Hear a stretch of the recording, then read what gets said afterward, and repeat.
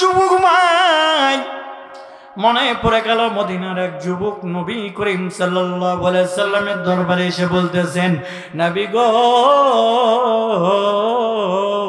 আমি এমন একটা পাপ করে ফেলেছি নবীজি, আমার কি পাপের ক্ষমা হবে? আল্লাহর নবী বলতেছেন, আল তুমি যত গুনাহ করো না কেন আল্লাহ মাফ করে দেবেন। কই নবী, আমি এমন একটা গুনাহ করেছি, এই গুনাহ মাফি। বলতেছেন, না না, আল্লাহ তোমাকে মাফ করে দেবেন। বলছেন, নবী গো, আমি এমন একটা গুনাহ করেছি, এই গুনার কোনো ক্ষমা নাই। আমি একজন যুবক, আমি কি করি, মদিনার ভিতরে আমি মরা মানুষদের লাশ থেকে কাপনের কাপনগুলো চুরি করে নিয়েছে, জীবিকা অন্বেষণ করি। কিন্তু আমি অনেক মানুষের লাশের কাপন থেকে কাপড়গুলো খুলে নিয়ে এসেছি, কোনো সময় আমি কোনো গুনাহে জড়ি নাই। কিন্তু একদিন আমি এমন একটা কবরের ভেতর গেলাম, কাপন দাপনগুলো খুললাম, দেখলাম এমন একটি সুন্দরী রমণী, এত সুন্দর দেখে আমার মাথার ভেতরে পাপ করার ইচ্ছে জাগলো। আমার এত শয়তান বোঝা বেঁধে ফেললো মাথার ভেতরে। কে যেন আমাকে ডাক দেয়, আমি কাপড়ের কাপড় নিয়ে চলে আসতেছিলাম, কে যেন পেছন থেকে ডাক দে, বলে এই সুযোগ কিন্তু তুই জীবনে আর পাবি না, তুই পেছনের দিকে তাকায় দেখ, এত সুন্দর রমণী কিন্তু পৃথিবীতে তুই কোনোদিন দেখিস নাই। আবার একজন কে যেন বলতেছে যে তুমি গুণের কাজে জড়ো না, তুমি চলে যাও। কিন্তু আমি চলে আসতে চাইলাম, কিন্তু আমাকে কিন্তু আবারও একবার ডাক দেওয়া হলো, তুমি এমন সুন্দর সুযোগ ছাড়িয়ে যাইও না রে যুবক। আমি সব কিছু ভুলে ওই মৃত নারীর সাথে কবরের ভেতর জিনা করেছি গো নবী। আর সেদিন থেকে আমার মনের ভেতর বড় কষ্ট, আমি বুঝি কোথায় গেলে শান্তি পাই। নবীজি আপনার দরবারে এসেছে, কিন্তু নবী আপনি শোনেন, আমি যখন চলে আসতেছিলাম কে যেন পেছন থেকে বলতেছিল, এ যুবক, আমি মারা গিয়েছি, তুমি আমার সঙ্গে এমন আচরণ করলা, এমন খারাপ ব্যবহার করলা, আমার সঙ্গে তুমি জিনা করলা, আমি কাল কিয়ামতের দিন আমার মালিকের কাছে বিচার দেব, যেন তোমার সেই দিন এই বিচারটা হয়। সেই দিন থেকে যুবক বলতেছেন, আমি রাতে ঘুমাইতে পারি না, দিনে খাইতে পারি না, নবী গো, আমার কি মাপ হবে নাকি?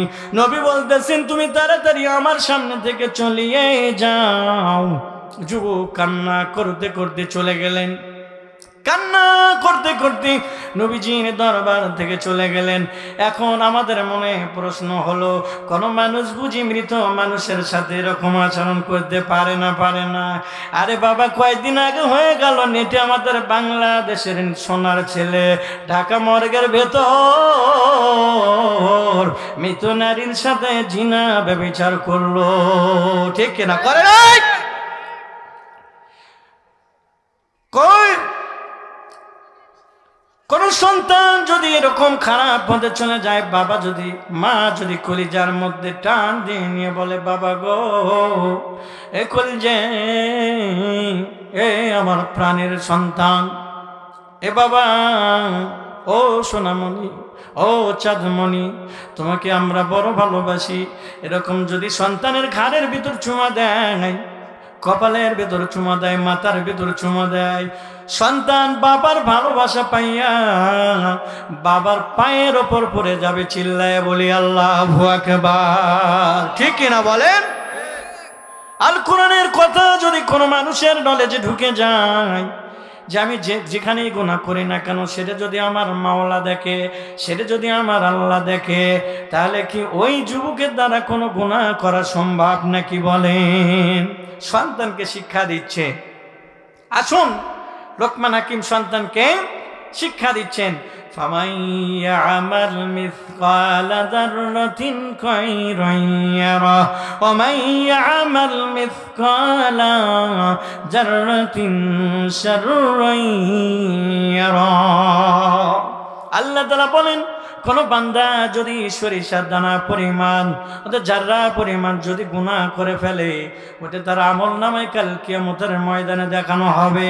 আর যদি কোন মানুষ যদি জাররা পরিমাণ ভালো কাজ করে ফেলে গো, ওই গুনাহ কিন্তু আল্লাহ, ওই ভালো কাজটাও কিন্তু কাল কিয়ামতে আল্লাহ রাব্বুল আলামিন বান্দার আমলনামার ভেতরে লিখে রাখবেন। এখন বলেন এই যুবকের কি হবে? যে মৃত মানুষের সাথে কবরে যে জিনা করলো, কি মাপ পাবে? নবীর দরবার থেকে চলে গেল, যাওয়ার পরে যুবক খাওয়া দাওয়া বন্ধ করে দিয়েছে, শুধু কাঁদে আর কাঁদে, আল্লাহ গো আমি ভুল করেছি, আমি গুনাহ করেছি, আল্লাহ মাফ করিয়ে দেন, আল্লাহ ক্ষমা করিয়ে দেন, আল্লাহ মাফ করিয়ে দেন, ক্ষমা করিয়ে দেন। আল্লাহ আপনি গফুর, আপনি ক্ষমাশীল গো মালিক, আল্লাহ আপনি রহমান, আল্লাহ আপনি দয়া করেন। এই যুবক শুধু কাঁদে, কাঁদতে কাঁদতে তার চোখের ভেতরে ঘা হয়ে গেছে, খাওয়া দাওয়া সব বন্ধ করে দিয়েছে। সরাসরি বলেছেন অনেক দিন যাবত পরে আল্লাহ তাআলা জিবরাইল আলাইহিস সালামের মাধ্যমে আল্লাহর হাবিবের কাছে খবর পাঠাইলো, আল্লাহ খবর পাঠাইলো নবী গো ওই যুবককে আমি আল্লাহ মাফ করে দিয়েছি। কিসের দ্বারা? কতদিন যাবত সে খেয়ে না খেয়ে বন জঙ্গলে বসবাস করে কাঁদতে কাঁদতে চোখে ঘা করে ফেলেছে, খাওয়া দাওয়া সব বন্ধ করে দিয়েছে। তার মানে হলো আল্লাহর কাছে গুনাহ করে মাপ চাইলে আল্লাহ ক্ষমা করেন, কিন্তু আপনি যদি আল্লাহর কাছ থেকে ক্ষমা না নিয়ে কবরে যান, আযাবের সম্মুখীন হতে হবে কিনা? ও বন্ধু, পর্দার আড়ালের একটু মা বোনদের জন্য কিছু একটু বলে যাই আম্মা জান খাদিজার কথা। অনেক লম্বা ঘটনা। মা খাদিজা 40 বছর বয়স তার। আমার নবীজির বয়স কত? 25 বছর। নবীজির সঙ্গে খাদিজা প্রস্তাব দিয়ে বিবাহ বন্ধনে আবদ্ধ হয়েছিল। তিনি জানতেন তার চাচাতো ভাইয়ের মাধ্যমে যে নবী মুহাম্মদ তিনি হবেন আখিরি জামানার শেষ পয়গম্বর। তার যে নমুনা ছিল তিনি একজন নবী হবে, এটা তিনি জেনেই তাকে বিবাহ করেছিলেন। কিন্তু জনাবে মুহাম্মদুর রাসূলুল্লাহ সাল্লাল্লাহু আলাইহি সাল্লামকে বিবাহ করার পরে তিনি ছিলেন মক্কার ধন্যাঢ্য পরিবারের একজন ধনী মহিলা। আরবের শ্রেষ্ঠ মহিলাদের ভেতর তিনি ছিলেন একজন। তার ধনে, তার সম্পত্তিতে তিনি ছিলেন একজন শ্রেষ্ঠ মানুষ। তিনি বিবাহের পরে 40 মণ স্বর্ণ মহানবী সাল্লাল্লাহু আলাইহি সাল্লামকে দিয়ে দিয়েছিলেন। তার যত সম্পদ ছিল সব নবীকে দিয়ে দিয়েছিলেন। কি করেছিলেন? সব সম্পদ তাকে দিয়ে দিয়েছিলেন। তার জীবনের ভেতরে এসেছে তিনি অনেক সময় বলা হয়েছে নবীজি ইসলামের জন্য তিনি কি করেছেন? তার সব সম্পদগুলো উৎসর্গ করে দিয়েছেন, বিলিয়ে দিয়েছেন। এমন অবস্থা আর কোনো সম্পদ নাই। গভীর রজনীতে নবীজি যখন তিনি ইসলামের দাওয়াত দিয়ে, তাওহীদের দাওয়াত দিয়ে, কালেমার দাওয়াত দিয়ে যখন বাড়িতে ফিরতেন, দরজায় মাত্র একটা নক করেছে। কি করেছে বলেন? একটা নক করেছে, দরজায় একটা ঠোকা দিয়েছেন, অমনি দরজা খুলে গিয়েছে। নবীজি জিজ্ঞেস করে খাদিজা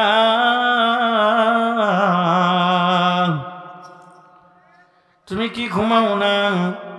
গভীর রজনীতে যতদিন আমি এসেছি, এসে দরজায় মাত্র একটা টোকা দিয়েছি, অমনি অমনি দরজা খুলে গিয়েছে, তুমি কি ঘুমাও না? খাদিজা বলতেছেন ইয়া রাসূলুল্লাহ, ইয়া হাবিবাল্লাহ, আমি তো এই ভয়ে ঘুমাই না গো নবী। আপনি কালেমার দাওয়াত দিয়ে যখন বাড়িতে আসেন আমার মনের ভেতর বড় ভয়, কোন জায়গায় কাফের মুশরিকরা বড় উট পেতে বেশি বসে আছে, আপনার যদি কোনো ক্ষতি করে ফেলে আমি এই ভয়ে ঘুমাই না। আপনি একটা মাত্র ঠোকা দেওয়ার সঙ্গে সঙ্গে আপনার দরজা, এই যে আপনাকে আমি দরজা খুলে দেই। গভীর রজনীতে খাদিজার চেহারা দিকে তাকায় দেখেন খাদিজা যে কাপড়টা পরে আছে সেটা ছিল ছেঁড়া পোশাক, যে তাকে তালি দেওয়ার মতো আর কোনো জায়গা নাই। নবীজি বলেন, খাদিজা তোমার পরনের কাপড়টা ছিঁড়ে গেছে, তুমি তো আমাকে কোনোদিন বলো নাই আমাকে একটা নতুন কাপড় আনিয়ে দেন। খাদিজা বলেন, নবী গো আমি তো জানি আমাদের সংসারের হালত কি, আপনাকে যদি বলি আপনি আমাকে একটা নতুন কাপড় আনিয়ে দেন, আর যদি আপনি না আনিয়ে দিতে পারেন তাহলে তো আপনি আমার চাইতে বেশি কষ্ট পাবেন নবী গো। কি বলতেছেন? আপনি আমার চাইতে বেশি কষ্ট পাবেন। খাদিজা সেই সময় নবীজি দরবারে আবেদন জানাই, ও নবী আপনার কাছে আমার 3টা আবেদন, আপনি কি রাখবেন নাকি? কয় বলো। এক নম্বর আবেদন হলো আমি যখন মারা যাব তখন আপনি আমাকে আপনার জুব্বা দ্বারা কাফন দাফন করে দেবেন। 2 নম্বরে আপনি কবরের আশেপাশে যে হাঁটা চলা করবেন, এইরকম ভাবে বলাইছে। 3 নম্বরে তিনি ওসিয়ত করেছিলেন আপনি আমার সওয়াল জবের কি করবেন, কবরের পাশ থেকে নিজেই জবাব দিয়ে দেবেন। খাদিজা এই প্রশ্নগুলো নবীজিকে রাখার পরে নবীজি বলতেছেন, খাদিজা আমার জুব্ব দ্বারা তোমাকে যদি দাফন কাফন দেই কি লাভ হবে বলো তো? নবীজিকে খাদিজা বলেন, নবী যে জুব্বা পরে আমার নবীজি থেকেছেন, আল্লাহর বন্ধু যে জুব্বা পরেছেন, ওই কাপড় দ্বারা যদি আমাকে কবরস্থ করা হয় ওই জাহান্নামের আগুনের সাহস নাই নবীর জুব্বাই লাগে। বলি আল্লাহু আকবার। কই এটা তো বুঝলাম। দ্বিতীয় প্রশ্ন, আমি তোমার কবরের আশেপাশে কেন ঘুরবো? নবী শুনেছি নাকি কবর দুপাশ থেকে চাপ দেয়, আপনি যদি কবরের আশেপাশে চতুর্দিক দিয়ে ঘোরাফেরা করেন ওই মাটি আপনার বিবি খাদিজাকে চাপ দিতে ভয় পাবে। কি করবে? চাপ দিতে ভয় পাবে। সোয়াল জব এই ব্যাপারে বলা হয়েছে যে তিনি ওখানে অধীর আগ্রহে দাঁড়িয়েছিলেন, আল্লাহ তাআলা তাকে পাঠিয়েছে, নবীজি আপনি চলে যান, খাদিজার সোয়াল জব আমি নিজে দিয়েছি। বলি সুবহানাল্লাহ। আমার বন্ধুগণ, ও বন্ধু বলতে চাই নবীর বিবি হয়ে যদি কবর আযাবের ভয় করে মা গো ভাই গো, ও আমার বন্ধুরা, তাহলে আমাদের কি ভয় করার দরকার আছে না নাই? নবীর বিবি হয়ে যদি কবর আর আযাবের ভয় করে, জাহান্নামের ভয় করে। আসুন বন্ধুগণ, আমরা কোথায় আলোচনা ছাড়ছি? লোকমান হাকিম সন্তানকে বলতেছেন, একটা সরিষার দানা পরিমাণ যদি কোনো কিছু হারিয়ে যায় জমিনের ভিতরে, পাথরের ভিতরে, মহাশূন্যের ভিতরে, সেটাও আমার আল্লাহ জানেন, দেখতে পান, আল্লাহ দেখতে পান। এখন কথা হলো আমরা কিন্তু একটা আয়াতে কারিমা পড়ি। কোন আয়াত বলেন? এটা আমরা পড়ি, কুল ইয়া ইবাদিয়াল্লাযীনা আলা আনফুসিহিম লা তাকনাতু মির রাহমাতিল্লাহ ওয়ালা ইয়াগফিরুয যুনুবা জামিআ ইন্নাহু হুয়াল গফুরুর রহিম। বলি আল্লাহু আকবার। এই আয়াতে কারিমার ভিতরে মহান আল্লাহ ডাক দিয়ে বলেন, হে রাসূল আপনি বলে দেন, হে আমার বান্দারা, তোমরা নিজেদের নফসের উপর জুলুম করেছো, গুনাহ করে ফেলেছো, আমি আল্লাহর কাছে মাপ চাও।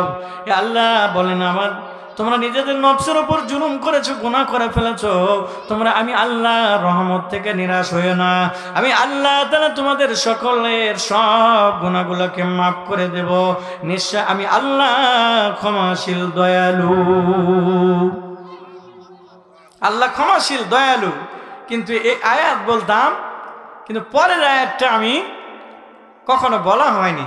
পরের আয়াতে কারিমার ভিতরে আল্লাহ তাআলা বলতেছেন, ওয়া আনিবু ইলা রাব্বিকুম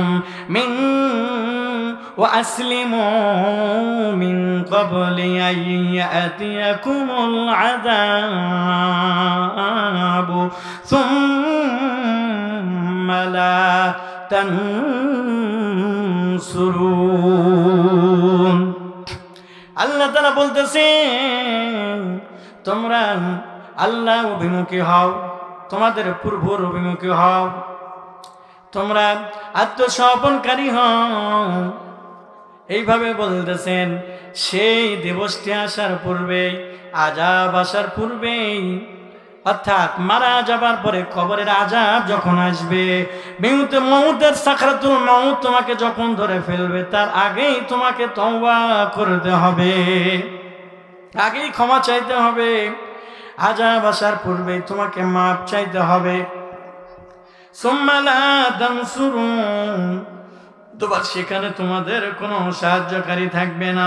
আমার বন্ধুগণ, এখন শেষ আলোচনার দিকে যাইতেছি, সবাই একটু জিকির করি, লা ইলাহা ইল্লাল্লাহ, লা ইল্লাল্লাহ, লা ইলাহা ইল্লাল্লাহ, লা ইলাহা ইল্লাল্লাহ, লা ইলাহা ইল্লাল্লাহ, লা ইলাহা ইল্লাল্লাহ, লা ইলাহা ইল্লাল্লাহ, লা ইলাহা ইল্লাল্লাহ, লা ইলাহা ইল্লাল্লাহ, লা ইলাহা ইল্লাল্লাহ, লা ইলাহা ইল্লাল্লাহ মুহাম্মাদুর রাসূলুল্লাহ সাল্লাল্লাহু আলাইহি সাল্লাম।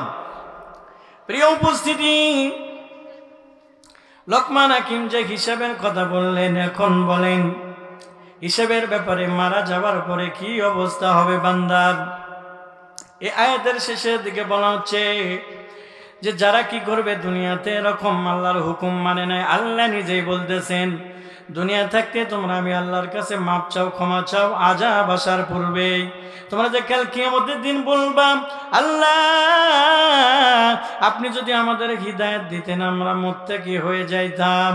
আল্লাহ মারা যাওয়ার পরে কিন্তু এ কথা চলবে না। আল্লাহ দুনিয়াতে যদি আমরা আরেকটা বার যাইতে পারতাম, নেক আমল করতাম, নামাজ পড়তাম, রোজা করতাম, ভালো ভালো কাজগুলো করতাম, এটা কিন্তু আর চান্স থাকবে না। থাকবে? থাকবে না। ইন্না জাহান্নামা কানাত মিরসাদা লিত্তাগিনা মাআবা লাবিসিনা ফিহা আহকাবা। নিশ্চয় জাহান্নাম ফাঁদ পেতে বসে আছে। এটা সীমালঙ্ঘনকারীদের জন্য আবাসস্থল। সীমালঙ্ঘনকারী কারা? যারা আল্লাহ মানে না, রাসূল মানে না, কোরআন মানে না, তাদেরকে সীমালঙ্ঘনকারী বলা হয়। জাহান্নামীদেরকে জাহান্নামের দিকে নিয়ে যাওয়া হবে। কোন দিকে নিয়ে যাওয়া হবে বলেন? জাহান্নামের দিকে নিয়ে যাওয়া হবে।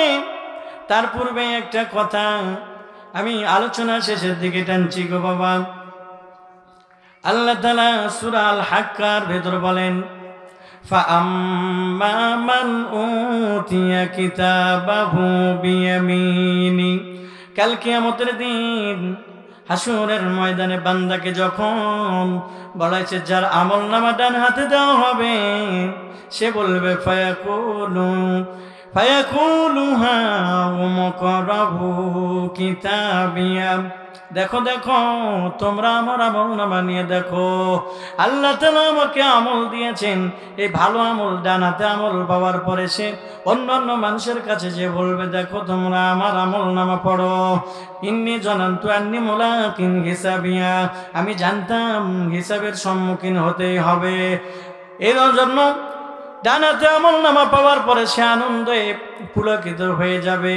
তখন তাকে কি করা হবে বলা হয়েছে, তাকে বলা হবে তুমি যাও, তুমি জান্নাতে সুউচ্চ জান্নাতে বসবাস করো, জান্নাতের সুখ ভোগ তুমি কি করো গ্রহণ করতে থাকো, এরকম বলা হবে। তারপরে বলা হবে তুমি দুনিয়াতে যে কষ্ট করেছিলে, রোজা রেখেছিলে, নামাজ পড়েছিলে, আল্লাহর হুকুম পালন করেছিলে, নবীর তরিকায় চলেছিলে, আজকে যাও যাও এই ফলগুলো তুমি ভোগ করো। কি করবেন? বলবে যাও তুমি ভোগ করো।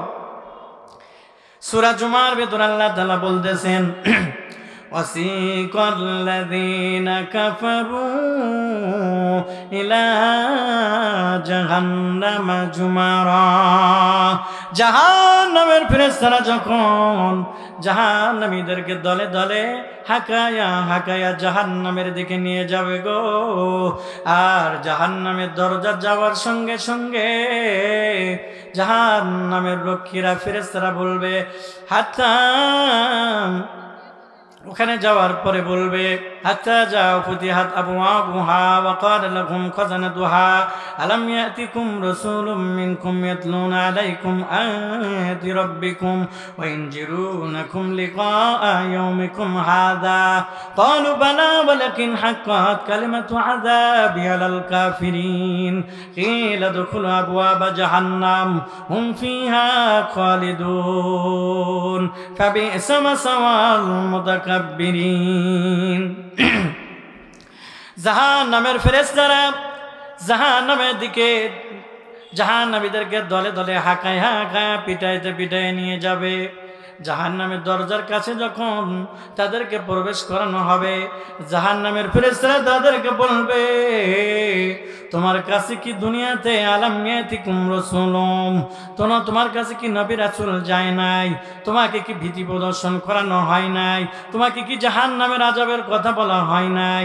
তখন তারা বলবে হ্যাঁ, আমাদেরকে জাহান্নামের আযাবের কথা বলা হয়েছিল, ভীতি প্রদর্শন করা হয়েছিল, কিন্তু আমাদেরকে কথা বলার পরেও আমরা সতর্ক হই নাই। তারা কি হয় নাই? সতর্ক হয় নাই। অন্য একটা আয়াত কারিমার ভিতরে আছে وقالوا لو كنا نسمع أو نعقل ما كنا في أصحاب السعير, তখন তারা জাহান্নামের ফেরেশতাদের সামনে বলবে যদি আমরা দুনিয়াতে তাদের কথা শুনতাম, তাদের কথা মানতাম, তাহলে আজকে আমাদের জাহান্নামে আশা লাগতো না। সেই দিন কি আফসোস করে আর লাভ হবে? তাদেরকে বলবে জাহান্নামের ফেরেশতারা যাও, যে জাহান্নামকে তোমরা মিথ্যা মনে করতে সেই জাহান্নামে ঢুকে যাও। তোমরা নিজেদেরকে অহংকার করতে, দুনিয়ার জমিনে নিজেদেরকে বড় মনে করতে, আজকে সেই আল্লাহর জাহান্নামে যাও। এই জন্য অনেক সময় বিভিন্নভাবে এসেছেন যে সূরা লোকমানের শেষের দিকেই বলতেছেন আল্লাহ তাআলা ইয়া আইয়ুহান নাসু তাকু রাব্বাকুম ওয়াখশাউ ইয়াওমান লা তাজজি লা ইয়াজজি ওয়ালিদুন আন ওয়ালাদিহি أو ولده ولا مولود هو جاج أو مولوده شيئا। আবার চলে আসি লোকমান হাকিম তার সন্তানকে সূরা লোকমানের দিকে কিভাবে নসিহত করতেছেন দেখেন। আল্লাহ তাআলা বলতেছেন হে মানব গোষ্ঠী, তোমরা তোমাদের রবকে ভয় করো। কাল কিয়ামতের দিন কোনো পিতা তার সন্তানের কোনো উপকার করতে পারবে না, কোনো সন্তান তার পিতামাতার কোনো উপকার করতে পারবে না। কেননা কাল কিয়ামতের দিন এমন ভয়াল দৃশ্য হয়ে যাবে, একজন মানুষের একটা নেকি শট হয়ে যাবে, আল্লাহ তাআলার দরবারে বলবে, আল্লাহ গো, আমার মা আছে, বাবা আছে, ভাই আছে, বন্ধু আছে, আপন জনের আছে, আমি একটু তাদের কাছে যে একটা নেকি নিয়ে আসতে চাই। আল্লাহ তাকে সুযোগ দেবে, সে যাবে বাবার কাছে, সে প্রথমে যাবে। ইয়াউমা ইয়াফিরুল মারউ মিন আখিহি ওয়া উম্মিহি আবি ওয়া সাহিবাতিহি ওয়া বানি লিকুল্লি ইমরিইম মিনহুম ইয়াউমা ইযিন।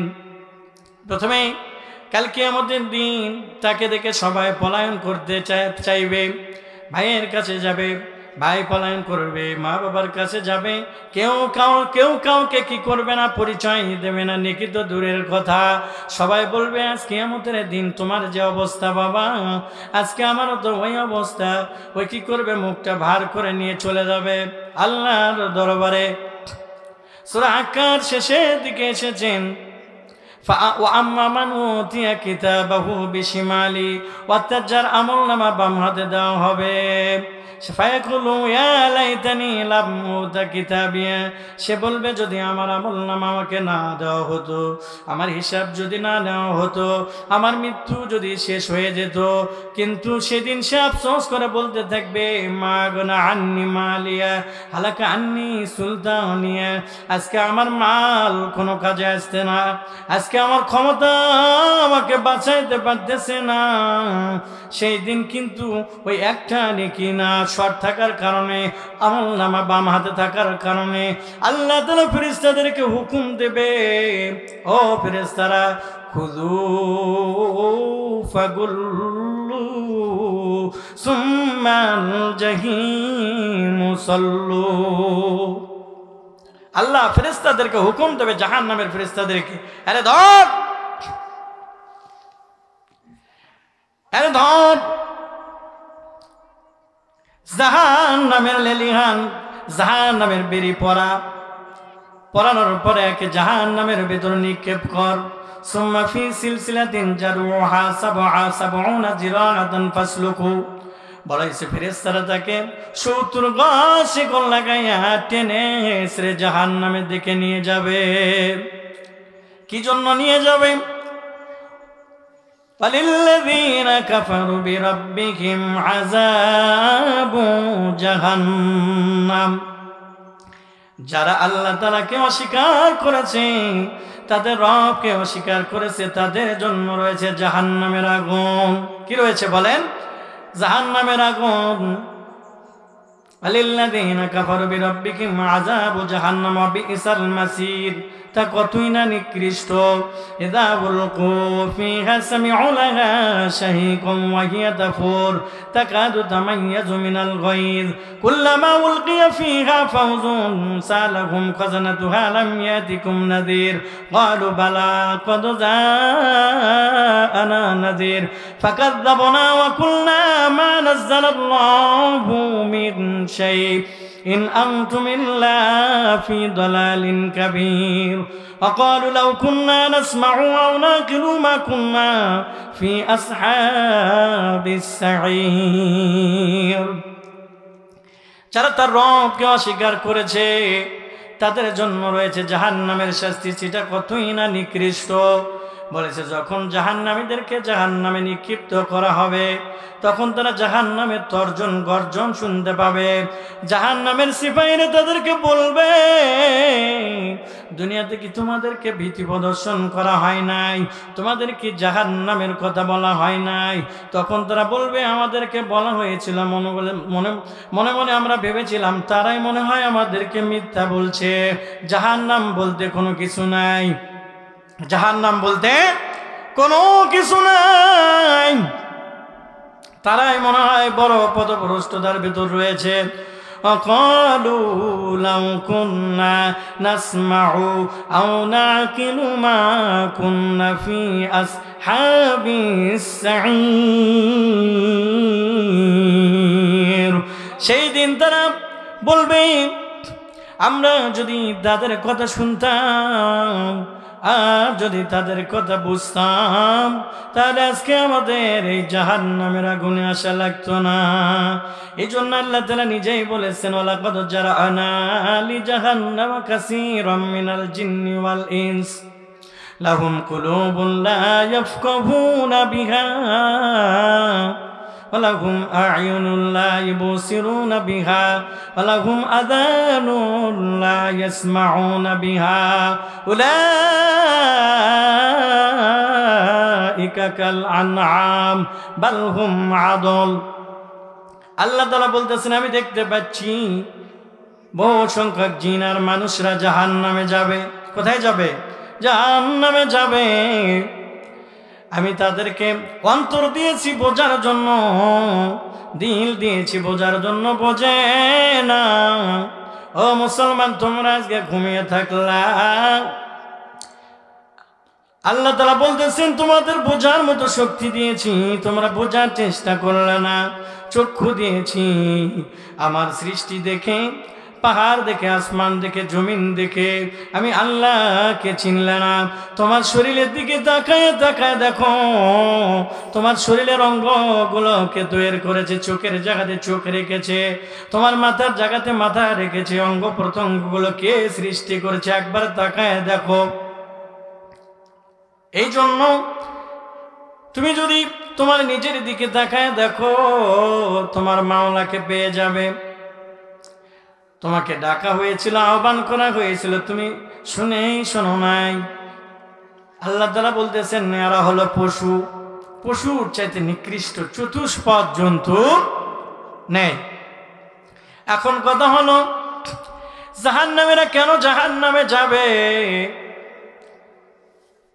ইন্নাহু লা ইউমিনু বিল্লাহিল আযীম।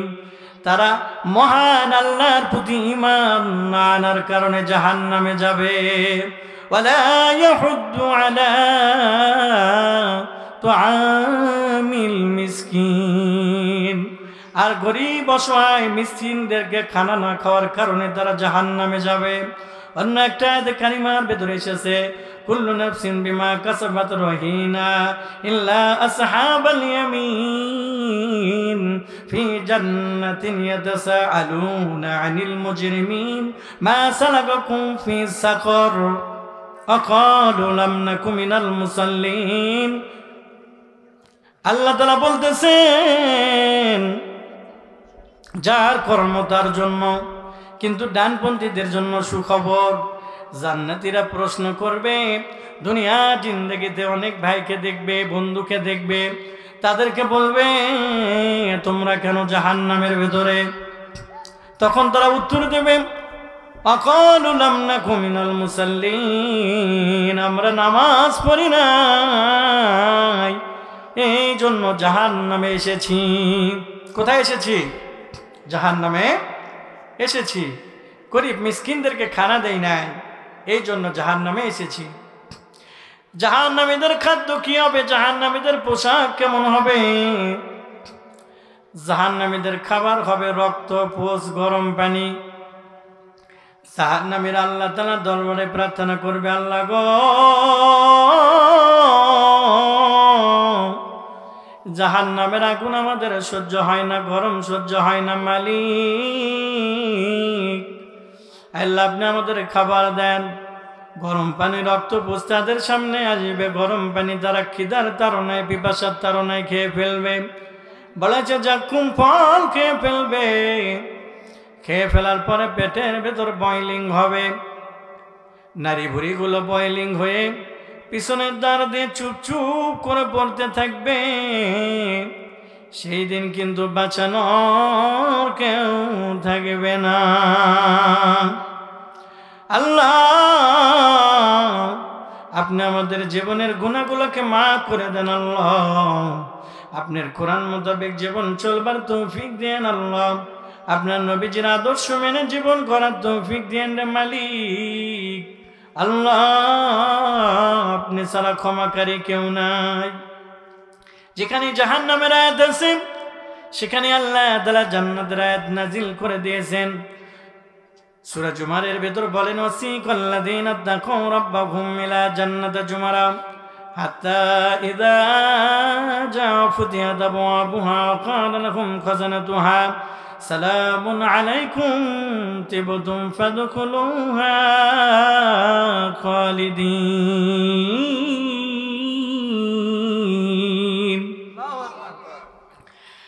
আল্লাহ তাআলা বলতেছেন ওয়াসিকাল্লাযীনা তাকাউ জান্নাতের ফেরেশতারা জান্নাতীদেরকে দলে দলে জান্নাতের দিকে নিয়ে যাবে নিয়ে যে জান্নাতের দরজায় নিয়ে যে জান্নাতের দরজা খুলে দেওয়া হবে জান্নাতের ফেরেশতারা তাদেরকে আহলান সালাম সালাম জানায় বরণ করবে আর তাদেরকে বলবে দুনিয়াতে তোমরা কি করেছিলে আল্লাহর দেওয়া বিধান নবীর আদর্শ মোতাবেক জীবন করেছিলে কষ্ট করে গরমের ভেতর রোজা রেখেছিলে নামাজ পড়েছো শীতের ভেতর ঠান্ডা পানি দ্বারা ওযু করে কোরআনের আদর্শে জীবন করেছিলে নবীর আদর্শ মোতাবেক জীবন করেছিলে দুনিয়াতে অনেক কষ্ট করেছো আজকে যাও যাও চির সুখের স্থান জান্নাতের ভেতর প্রবেশ করো আমরা সবাই জান্নাতে যেতে চাই লিল্লাহি তাকবীর নারায়ে তাকবীর আল্লাহু আকবার আর আল্লাহ তাআলা বলতেছেন সেখানে তোমরা অনন্তকাল বসবাস করবে আলহামদুলিল্লাহি রাব্বিল আলামিন والصلاة والسلام على رسوله الكريم وعلى آله وصحبه أجمعين والعاقبة للمتقين اللهم أنت السلام ومنك السلام تباركت يا ذا الجلال والإكرام ربنا ظلمنا أنفسنا وإن لم تغفر لنا وترحمنا لنكونن من الخاسرين ربنا آتنا في الدنيا حسنة وفي الآخرة حسنة وقنا عذاب النار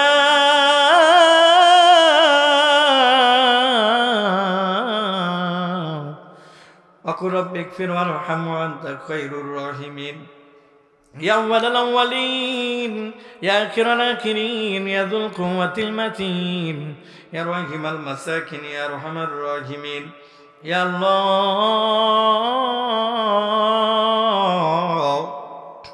গভীর রজনীতে আল্লাহ তাফসীরুল কোরআন মাহফিল শেষ করার পরে গো মালিক হে আল্লাহ তাআলা আমরা ফাতিহা শরীফ ইখলাস শরীফ দুরূদ শরীফ তেলাওয়াত করেছি শুরু থেকে নিয়ে আল্লাহ এই তাফসীরুল কোরআন মাহফিলে যত আলেমে দ্বীন কোরআন হাদিস থেকে আলোচনা করেছি আমরা বলেছি শুনেছি আল্লাহ ভুল ত্রুটিগুলোকে মাফ করে দিন মালিক আল্লাহ এর যতটুকু হাদিয়া হয় আপনার বন্ধু জনাবে মুহাম্মদুর রাসূলুল্লাহ সাল্লাল্লাহু আলাইহি রূহ মুবারকে পৌঁছে দিন ইয়া রাব্বি কারীম হায় আল্লাহ তাআলা পৃথিবীর শুরু থেকে নিয়ে শেষ জামানা পর্যন্ত যত নবীগণ সিদ্দিকীন শুহাদা সালিহিন আল্লাহ খুলাফায়ে রাশিদিন গণ আহলে বাইত গণ আশরে মুবাশশিরিন গণ সাহাবায়ে কিরামগণ আল্লাহ তাবেঈন গণ তাবেঈন গণ আলেমে মুস্তাহিদিন গণ ওলিগণ আউলিয়াগণ শহীদগণ শাহিদানগণ হাজীগণ গাজীগণ ওলিগণ আউলিয়াগণ ইমানদার মুসলমান নরনারীগণ মালিক যে যেখানে শুয়ে আছে গো আল্লাহ সকলের আরওয়াহ মুবারকের সব নজরানা পৌঁছে দিন ইয়া আল্লাহ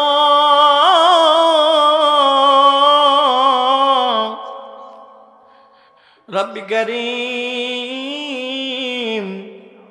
হে আল্লাহ তাআলা সারা দুনিয়ার মুসলমানদেরকে আপনি হেফাজত করিয়েন আল্লাহ ফিলিস্তিন গাজার মুসলমানদেরকে হেফাজত করিয়েন আল্লাহ ৫৬,০০০ বর্গ মাইলের দেশটিকে কবুল করে নিয়েন আল্লাহ আল্লাহ এখানে যারা উপস্থিত আছে আল্লাহ কেউ মার জন্য দোয়া চেয়েছে আল্লাহ গো। আল্লাহ যার জন্ম দুঃখিনী মা নাই,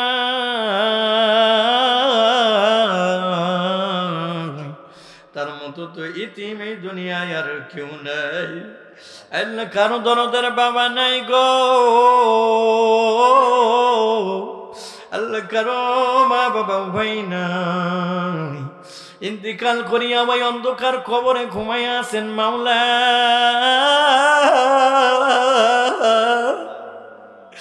আল্লাহ আমাদের মা বাবাকে মাফ করিয়ে দিন, কবর আযাব মাফ করিয়ে দিন আল্লাহ।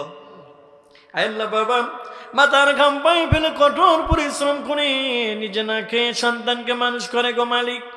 মা 10 মাস 10 দিন গর্ভে ধারণ করেছে আল্লাহ, খাইতে পারে নাই, ঘুমাইতে পারে নাই আল্লাহ।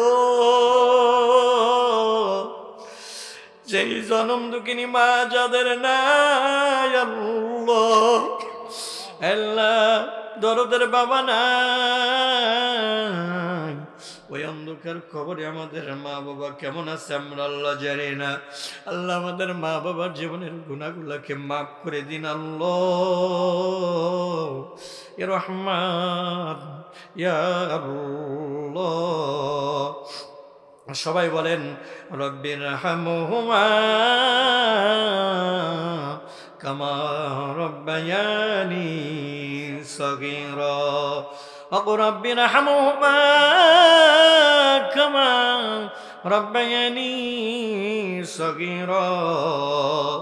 আল্লাহ অনেকের আব্বা যেন সুস্থ, আম্মা যেন সুস্থ, সবাই কামিলা নাজিলা দান করে দিন আল্লাহ। আল্লাহ তাআলা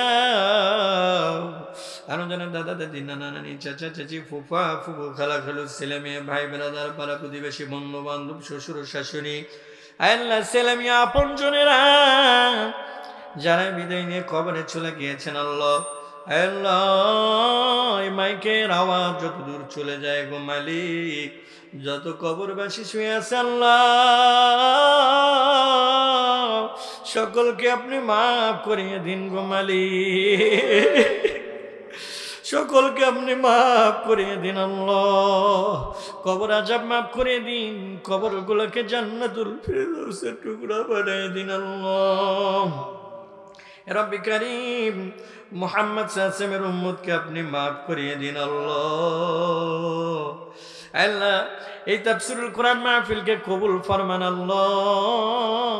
আমি গুনাহগার, আমার কোনো ইলম নাই, আমল নাই আল্লাহ, আপনি বলার তৌফিক দিয়েছেন, বলেছি ভুল ত্রুটিকে মাফ করে দিয়েন গো মালিক। আল্লাহ তাফসীরুল কোরআন মাহফিলকে কবুল করে নিয়েন আল্লাহ। যারা এই তাফসীরুল কোরআন মাহফিল আওয়াজ শোনার জন্য এসেছে সকলকে কবুল করে নিয়েন, আপনারে পাগল বান্দাদেরকে বান্দীদেরকে আল্লাহ ইয়া আল্লাহ ফিরাবেন না রে খালি হাতে মালিক। আপনি তো বলতেছেন না দেখেন তুমি রহমাতিল্লাহ, আল্লাহ ও বান্দা আমার রহমত থেকে নিরাশ হয়ে না আল্লাহ গুনামাকে হাত নিয়ে আপনার দরবারে হাত তুলে দিয়ে আমিন আমিন করতেছি আল্লাহ গো। অনেক দাড়ি পাকালা মুরব্বী আছে, কচিকা সারদল আছে, হাফিজুল কোরআন আছে আল্লাহ, জিহাদ কোরআন পছন্দনীয় হয় আল্লাহ, সেদের ওসিলা করে আমাদের সকলকে আপনি মাফ করে দিন গো মালিক। ওই আল্লাহ কোন সময় আমাদের মওত হবে আমরা জানি না, আল্লাহ তাআলা হায়াতের মালিক আপনি, মওতের মালিক আপনি আল্লাহ। ঈমান ওয়ালা আমল ওয়ালা জিন্দেগি দান করে দিন আল্লাহ।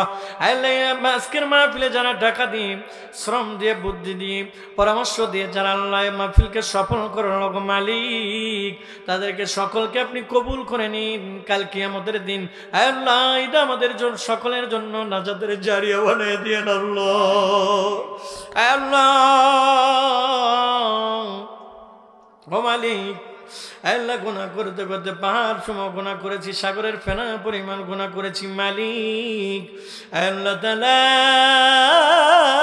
দুনিয়াতে মুসা মাছের কামড় আমাদের সহ্য হয় না, গরমের সময় গরম সহ্য হয় না, ক্ষুধা সহ্য হয় না রে মালিক। হাজার হাজার বছরের গরম করা ওই জাহান্নামের আগুন আমরা কেমনে সইব গো মালিক। আল্লাহ আপনি আমাদের মাফ করে দিন গো মালিক, ক্ষমা করিয়া দিন আল্লাহ। যার যেমনের নেক চাওয়া কবুল করে নিন আল্লাহ। যাদের সন্তান নাই সন্তান দান করে দিন আল্লাহ। আল্লাহ যাদের চাকরি নাই চাকরির ব্যবস্থা দান করে দিন আল্লাহ। যুবক ভাইদের কর্মসংস্থানের ব্যবস্থা দান করে দিন আল্লাহ। আল্লাহ আমাদের ছেলে মেয়েদেরকে কবুল করে নিন আল্লাহ। তাফসীর মাহফিলকে আপনি কবুল করে নিন আল্লাহ। আমাদের মসজিদকে আপনি কবুল করে নিন আল্লাহ। আল্লাহ স্বপ্নে ওকার বাস্তবে মক্কা মদিনা জিয়ারত করার তৌফিক দিন রে মালিক। আল্লাহ তাআলা গুনাহ নিয়ে কবরে নিয়েন না রে আল্লাহ, ইমানদার বানায়া কবরে নিয়েন আল্লাহ। আল্লাহ তাআলা সকলের মনের নেক আশাগুলোকে কবুল করে নিন আল্লাহ। আল্লাহ সকলের মনের নেক আশাগুলোকে আপনি কবুল করে নিন আল্লাহ। ربنا تقبل منا إنك أنت السميع العليم وتب علينا إنك أنت التواب الرحيم سبحان ربك رب العزة عما يصفون السلام على المرسلين والحمد لله رب العالمين وجل آخر كلمة عند الموت لا إله إلا الله محمد رسول الله. السلام عليكم ورحمة الله وبركاته.